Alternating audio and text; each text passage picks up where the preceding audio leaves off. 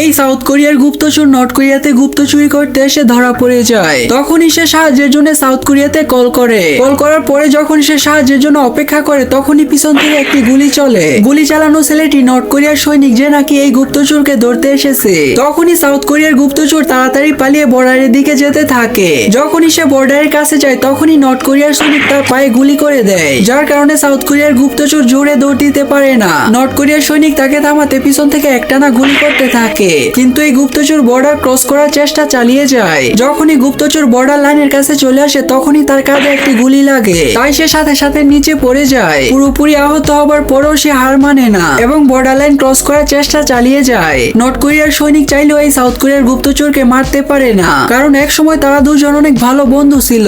তখনই সাউথ কোরিয়ার সৈনিক এই গুপ্তচরকে বাঁচাতে এইখানে এসে পড়ে, আর এই সাউথ কোরিয়ার গুপ্তচর বর্ডারে তার হাত দিয়ে টাচ করে ফেলে। তাই এইবার নর্থ কোরিয়ার সৈনিক তাকে চাইলেও কিছু করতে পারবে না, আর এইভাবে সাউথ কোরিয়ার গুপ্তচরকে বাঁচিয়ে ফেলে।